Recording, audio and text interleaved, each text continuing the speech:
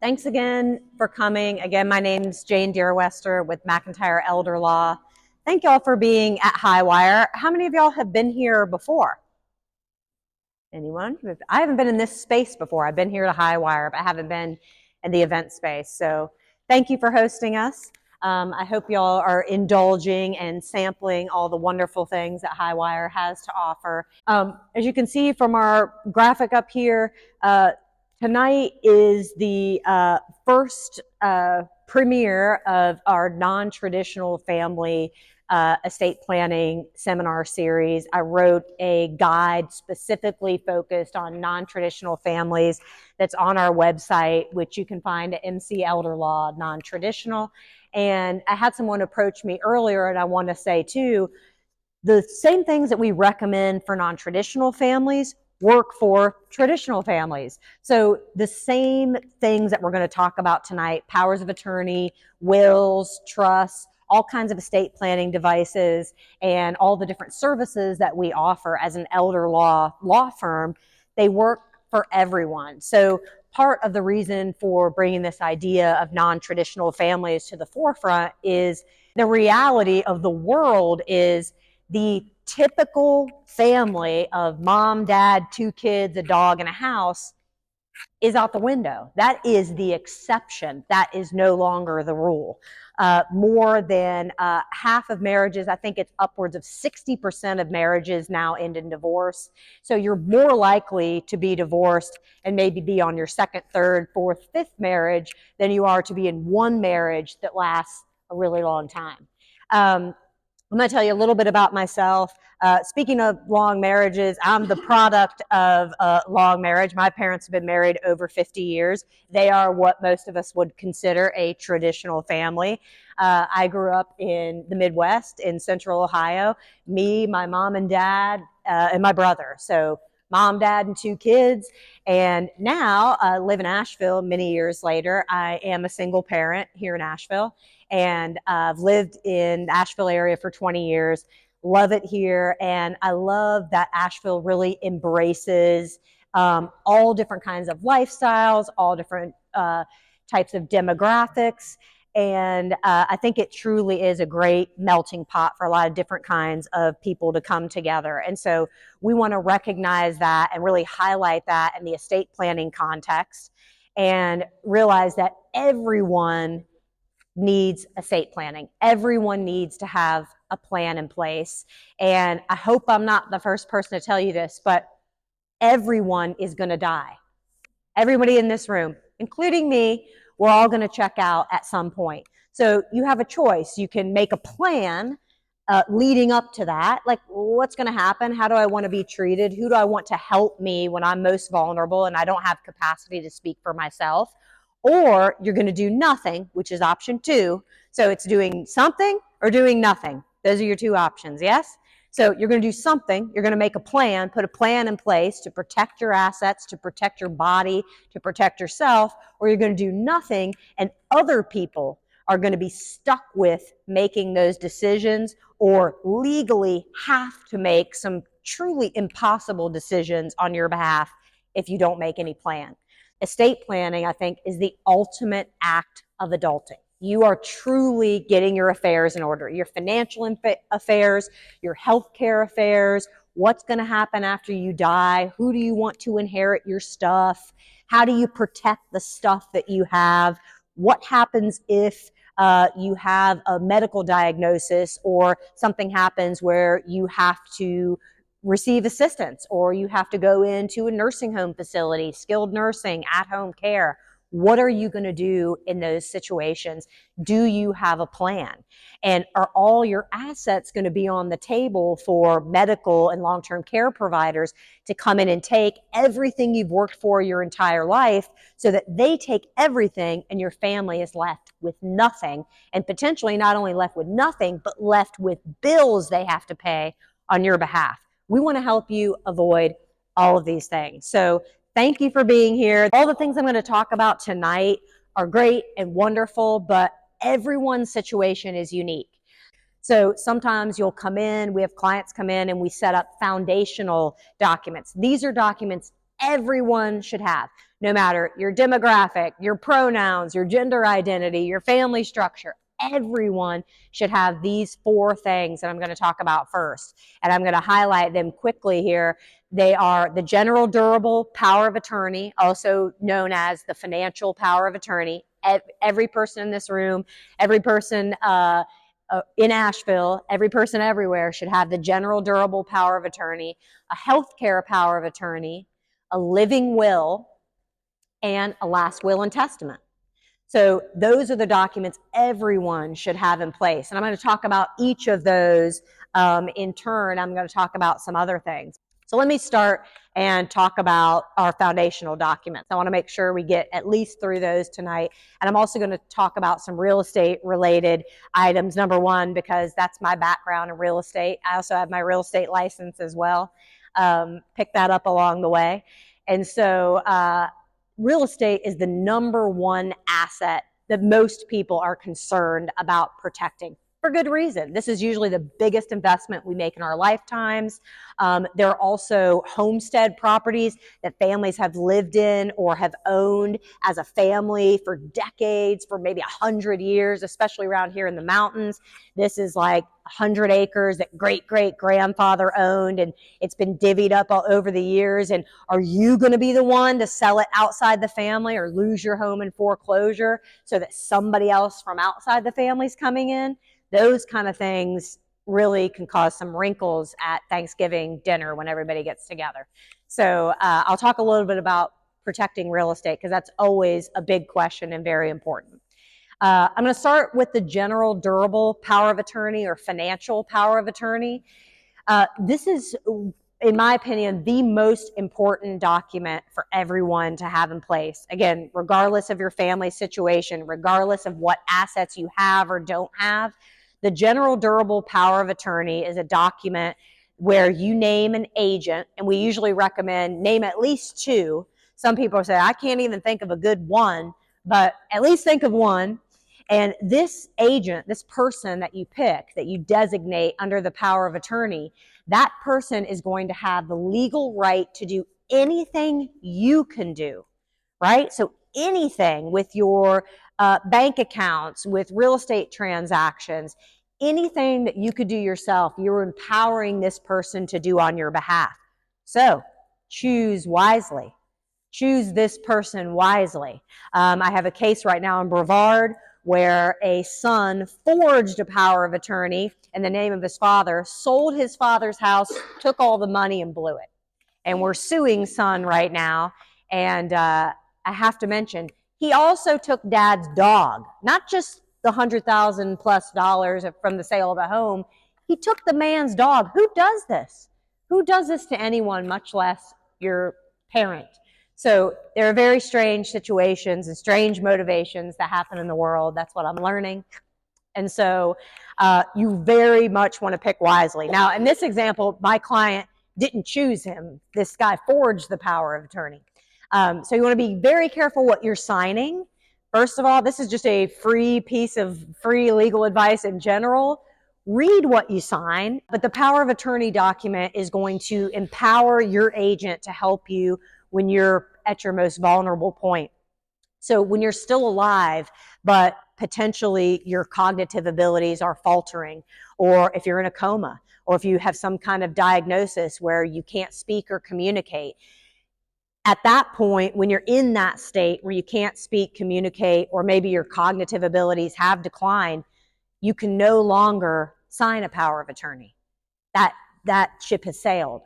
So you want to go ahead and put this into place while there's no question of your competency, while you know who the agent is that you want to designate, and you have a choice. The way that we do them by default, so to speak, again, all the documents are customized, but for most people, we recommend when you sign the document, make the power of attorney vest immediately in your agent. So that day when you sign the document, they could go to your bank, take that document to the bank, and help you do banking transactions.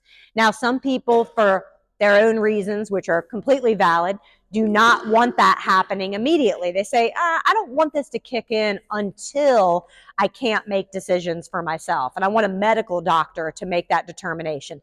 Am I competent or not? So that's called a springing power of attorney. We can do that too. It's just a simple tweak to say, we don't want it to come into effect now, but we want to go ahead and sign it now while we're competent, while we're thinking about it, and get it in place. That's a document, again, that we recommend to record at the county register of deeds. If you live in Buncombe County, we record it here. If you live in Henderson County, which is where our office is, downtown Hendersonville, we record it in the county where you live. The reason that we record it is it makes it easy for third-party practitioners like attorneys, accountants, financial advisors, etc. They can just look it up online in the public registry and see, oh, yep, you're the agent for this person. You have the authority to act on behalf of this other person, and it's not something you have to carry around with you. And so it's just an added level of convenience. We've had some clients who are very emphatic about, I do not want this to be recorded. I don't want this to be public information. That's completely your choice. Does not have to be recorded to be valid. Doesn't have to start immediately to be valid. You get to kind of pick and choose and tweak the documents to fit your goals and kind of your sensibility, like how you want it to be. You really can customize it. Yeah, that's a great question. She's asking, if you don't have kids, do spouses usually name each other as their agent and a power of attorney? Yes, most of the time. And then who else? Who would be second? And so, yes, siblings. Sometimes people even name their parents. Again, if they're in good health, that's not as common, but siblings, and we've had people name friends, family friends, even a cousin. So you're really looking at the sensibility of this person. Number one, first and foremost, do you trust this person to make the right decisions and to take care of you and act in your best interest? That person doesn't necessarily have to be related by blood to be the person you trust the most in the world. That person does not have to be a member of your immediate family. So you really can choose anyone you want, and just know that if you choose someone and then determine, oh no, I did not choose wisely, you can revoke it. You can change it. If you've got it recorded, you've got to record something saying this is no more, that you want to revoke it. The healthcare power of attorney I'll talk about next. Very similar, but as the name kind of implies, it's just about healthcare and medical decisions. And so this is one that is not a public document. This is not a document that gets recorded. And it does not become effective unless and until you're not able to make your own decisions for yourself. And that's maybe somewhat intuitive. You want to retain your own decision-making for your body and your medical care as long as you're able to make those decisions. But once you kind of cross over that line, and again, a medical doctor, not an attorney, not somebody else, but a medical doctor, probably your primary care physician or somebody who's treating you, gives a recommendation, this person can no longer make decisions for themselves. That's when your medical agent, their role comes into play. And again, so important for so many different reasons. That person will be able to get all your medical records. The healthcare power of attorney includes all the HIPAA authorizations and really allows your agent to be able to seamlessly attend to your care, especially in the case of an emergency. So again, if there's an emergency, you're in a car accident, you're not conscious, immediately your healthcare power of attorney will be able to act and to speak with the medical providers and engage with them just as you would be able to if you were able to talk about and discuss treatment.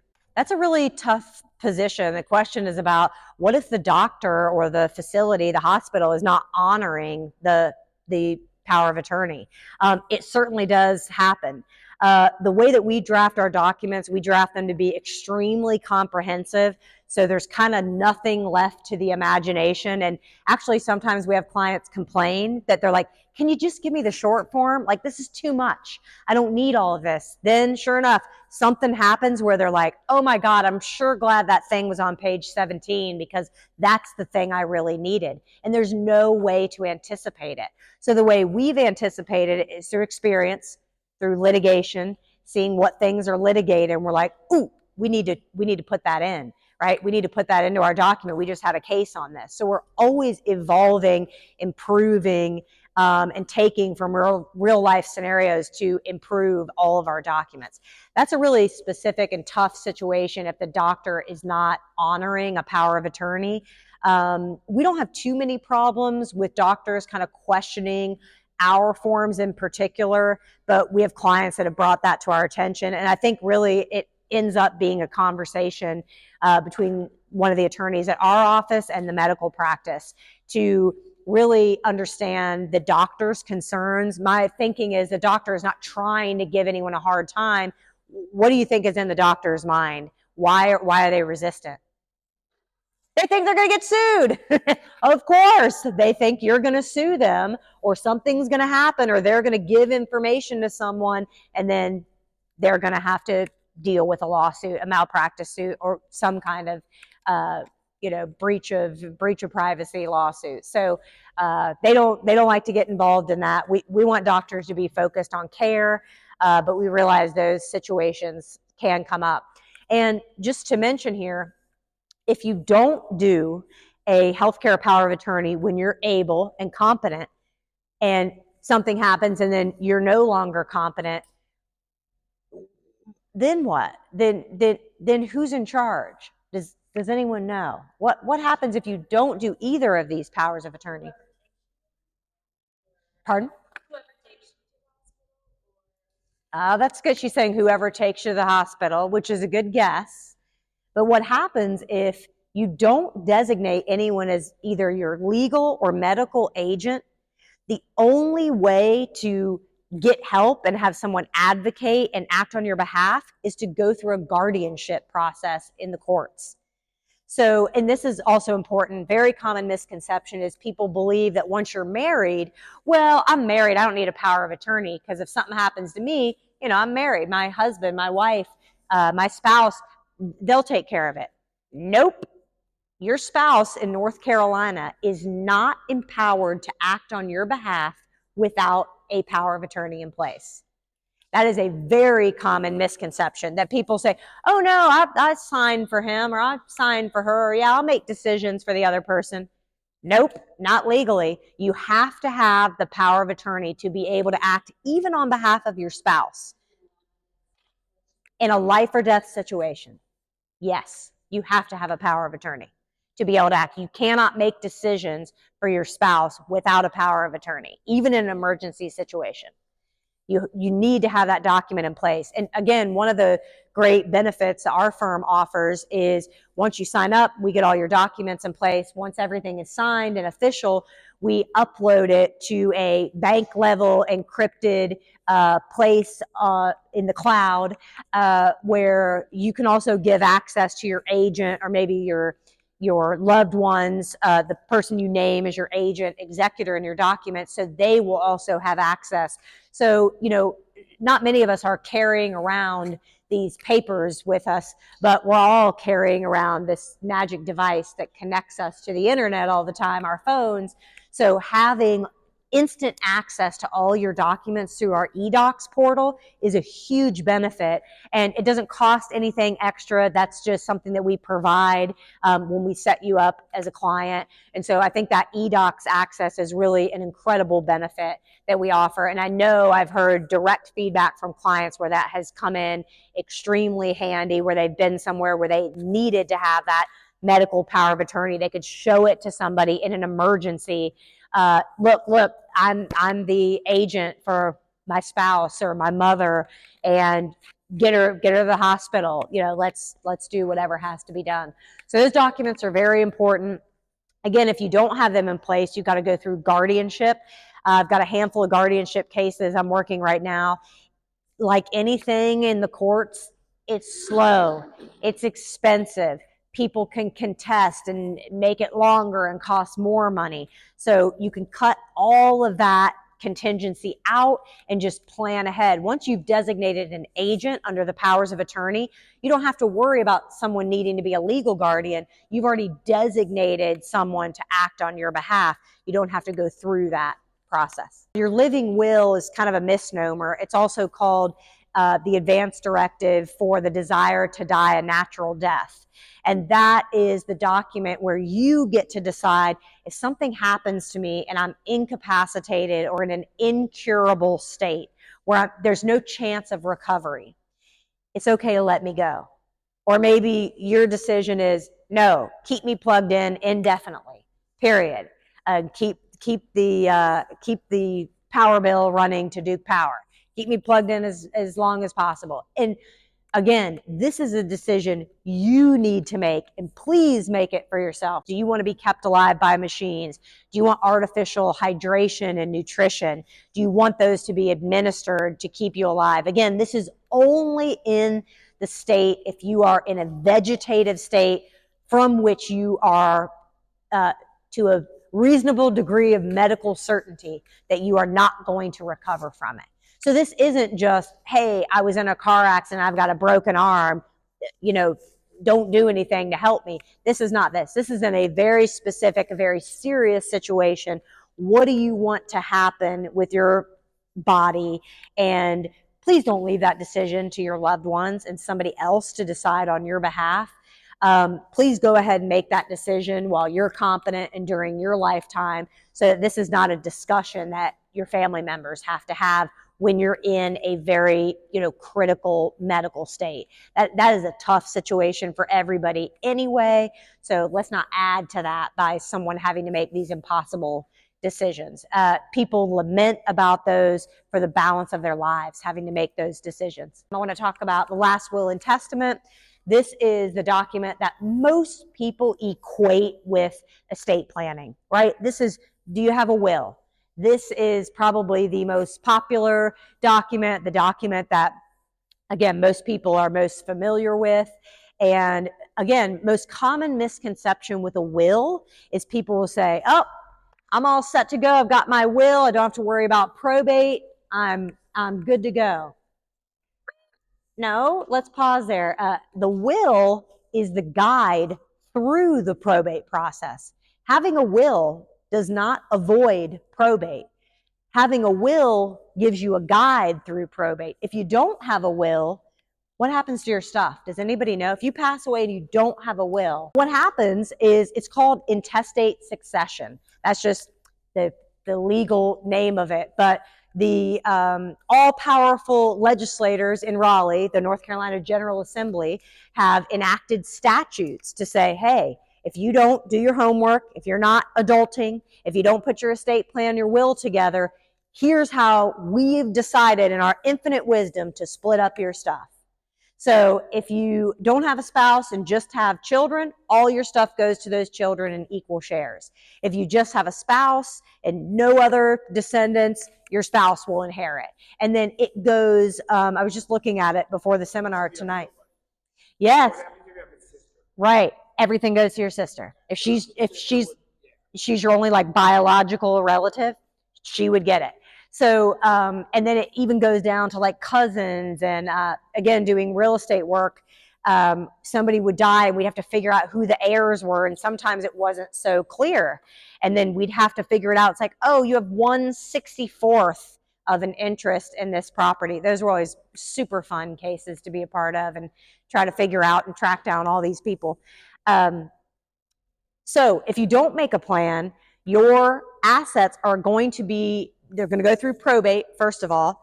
The court is going to appoint, if there isn't anybody available, or if nobody comes forward to be the executor or personal administrator of your estate, the court's just going to appoint probably a local attorney to administer your estate, and your stuff is going to get split up according to state law. So you're kind of right when you said the state is definitely involved, but it's the state of North Carolina doesn't get your stuff, but the legislature, the statutes of North Carolina are going to dictate who gets what. And again, it's a long, expensive process. So having your will in place is important. And even better is avoiding probate. So I want to talk at least for a minute on how do we avoid it. So one method to avoid probate is to create a trust. So a trust is a private document. This isn't something that gets filed at the courthouse unless there's litigation about it. And there's usually also a companion will along with a trust. So we create this trust and we put your assets, the assets that are able to be put into trust, to serve as this protective bubble around your assets.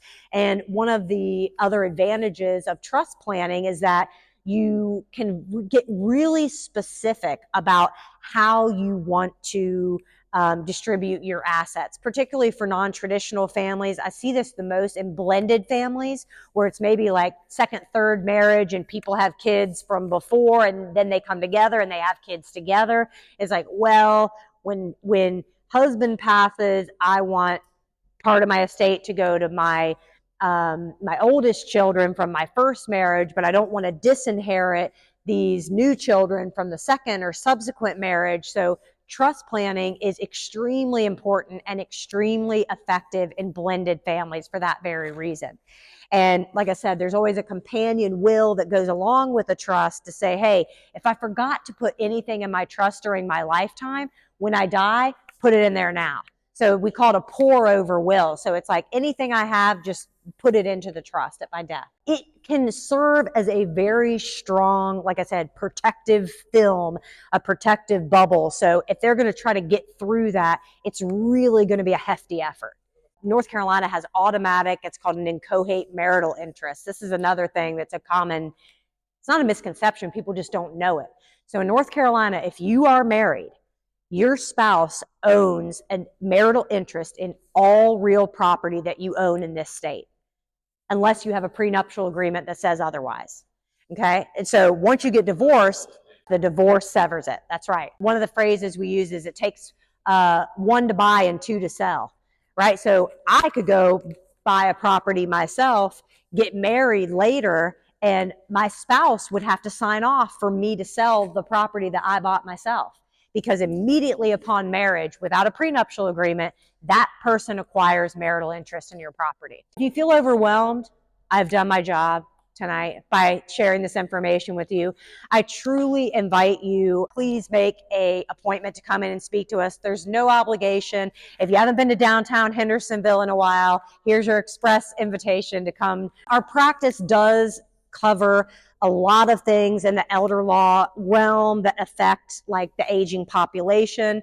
Not only do we do all the transactional real estate and related litigation, we do veterans aid and attendance benefits. We work with the VA and try to support our veterans to make sure veterans and their spouses and their children are aware of the benefits offered to military. Our founder, Greg McIntyre, is retired military, and so we definitely honor our veterans. We have an entire division for Medicaid crisis planning.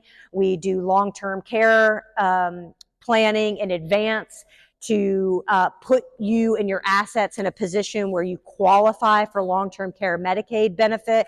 You do not have to spend everything and lose everything you've worked for your entire life to qualify for long-term care. That's a very common misconception, as everyone has heard about the spend down. You can't have more than $2,000 in your bank account. So, well, we've got to spend all the money we've saved our entire life. No, please don't do that. Please come in and talk to us and make a plan so we can tell you how to structure your assets strategically. It's not shady. There's nothing wrong with it. It's about knowing the rules and setting yourself up for success. And if you don't know the rules, there's so much to know. I've now been with McIntyre Elder Law a year. I can confidently say I literally learn something new in this realm every single day. There is so much to know. So please use us as a resource for your continued education in this realm about how to set yourselves up for success. And I very much look forward to seeing you all in Hendersonville or somewhere in between. Please don't wait till it's too